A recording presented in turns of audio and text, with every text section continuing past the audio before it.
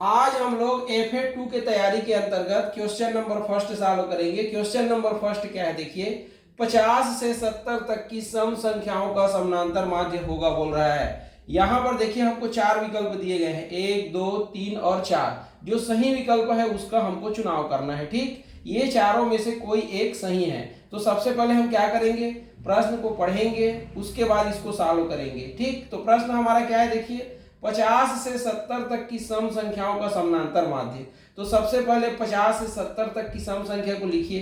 तो क्या क्या आएगा देखिए, एक तो 50 आएगा, ये 50 के बाद क्या आएगा 52, 52 के बाद 54, 54 के बाद 56, 56 के बाद क्या आएगा 58, 58 के बाद 60, 60 के बाद क्या आएगा 62, 62 के बाद क्या आएगा 64, 64 के बाद 66, 66 के बाद 68 और 68 के बाद क्या आएगा 70।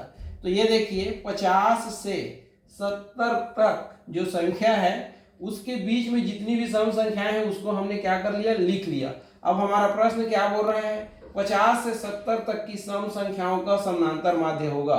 ठीक, तो समानांतर माध्य क्या होता है, तो ये जितने भी पद हैं ये सबको क्या किया जाता है, जोड़ा जाता है। ये देखिए सबको क्या किया जाता है, जोड़ा जाता है। ये देखिए ये सबको आप क्या करेंगे, जोड़ेंगे ये। और इनकी संख्या कितनी है, 1 2 3 4 5 6 7 8 9 10 11। तो ये पूरे के योग को 11 से क्या कर देंगे, भाग दे देंगे। तो क्या आ जाएगा हमारा, समांतर माध्य आ जाएगा। ये देखिए ठीक, तो ये देखिए समांतर माध्य ये बराबर, ये पूरे को आप जोड़ेंगे तो कितना आएगा, जोड़ के देखिएगा 660 आएगा। और नीचे में कितना है 11, तो 11 एकम 11, 11 छक्के 11 शून्य। तो ये देखिए समांतर माध्य कितना आ गया 60। तो यही आपका क्या है, आंसर है। अब अपने विकल्पों में देखिए ए सही है कि बी सही है कि सी सही है कि डी सही है। तो ये देखिए आपका आंसर 60 आया है, तो ये डी सही है। ठीक, तो ऐसे हमको क्या करना है, सॉल्व करना है। ठीक, अब हम लोग क्वेश्चन नंबर सेकंड सॉल्व करेंगे। क्वेश्चन नंबर सेकंड क्या है देखिए, एक ही वृत्तखंड में लघु वृत्तखंड एवं संगत दीर्घ वृत्तखंड में बने दोनों कोणों का योग कितना होता है बोल रहा है। ठीक, और यहां पर भी देखिए चार विकल्प दिए गए हैं, ए बी सी और डी। इसमें से एक विकल्प सही है, उसका हमको चुनाव करना है। ठीक, तो प्रश्न को पढ़ पढ़ के हमको क्या करना है, सॉल्व करना है। तो चलिए प्रश्न को पढ़ते हैं। प्रश्न क्या है देखिए, एक ही वृत्तखंड में लघु वृत्तखंड एवं संगत दीर्घ वृत्तखंड बोल रहे हैं। तो सबसे पहले आप एक वृत्त बना लीजिए। ये देखिए ये एक वृत्त बना लिए। अब इस वृत्त के परिधि पर एक बिंदु यहां पर ले लीजिए ए और एक बिंदु यहां पर ले लीजिए बी।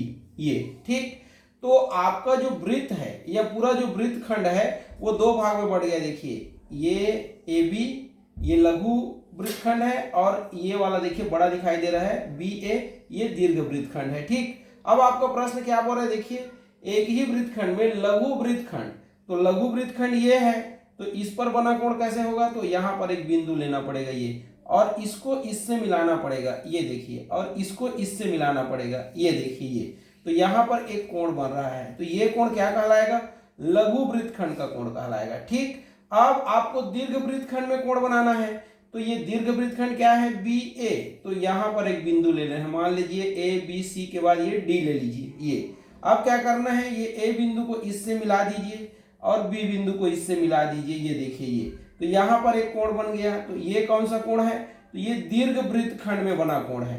तो ये देखिए लघु वृत्तखंड में बना कोण और ये दीर्घ वृत्तखंड में बना कोण। अब आपके प्रश्न में क्या बोल रहे देखिए, एक ही वृत्तखंड में लघु वृत्तखंड एवं दीर्घ वृत्तखंड में बने कोण का योग कितना होता है। तो लघु वृत्तखंड में कौन सा कोण बना है देखिए, ये वाला कोण, और दीर्घ वृत्तखंड में कौन सा कोण बना है ये। तो इसका और इसका, ये दोनों का योग आपको ज्ञात करना है। मतलब कोण ये सी और कोण डी, ये इसका योग आपको ज्ञात करना है। तो हमेशा याद रखना ये दोनों का योग कितना होता है, 180 अंश होता है ये। ठीक, तो 180 दिया है क्या देखिए, ये दिया है 180, तो हमारा कौन सा विकल्प सही होगा, बी। तो ऐसे आपको सॉल्व करना है। हमेशा याद रखना लघु वृत्तखंड में बना कोण और दीर्घ वृत्तखंड में बना जो कोण है, ये दोनों का योग कितना होता है, 180 अंश। ठीक,